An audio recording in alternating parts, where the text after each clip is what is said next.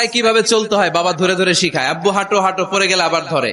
মাটির মধ্যে কেমন করে আপনার ছেলে হাঁটবে চলবে এটা শিখাইলেন। আপনার ছেলে যদি পানিতে পড়ে, ওইখানে কিভাবে বাঁচতে হবে শিখানোর দরকার আছে না নাই?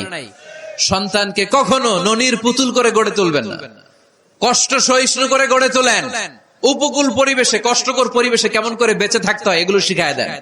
ওর জীবনটারে কল্যাণময় করে দিবে কে? খেয়াল রাখবেন, সব ছেলে মেয়েদেরকে সুইমিং শিখাবেন, কুকিং শিখাবেন, রান্না শিখলে কাজে লাগে না? ওরে হোস্টেলে দিলে নিজে রান্না করে খেতে পারবে, বাইরে স্কলারশিপ পেয়ে পড়তে গেলে নিজে রান্না রিজেন করতে পারবে। ড্রাইভিং শিখাই দিবেন। আল্লাহর হাবিব সাল্লাল্লাহু আলাইহি ওয়াসাল্লাম বলেছেন, আল্লিমু আওলাদাকুম আস-সিবাহা ওয়া রিমায়া ওয়া রুকুবাল খাইল। তোমরা তোমাদের সন্তানদেরকে সিবাহা মানে সাঁতার শিখাও। এটা আমি বানায়ে বলি নাই।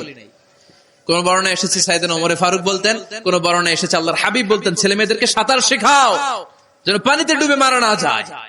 ওয়া রিমায়া মানে কিভাবে তীর মারতে হয় শিখাও। ওই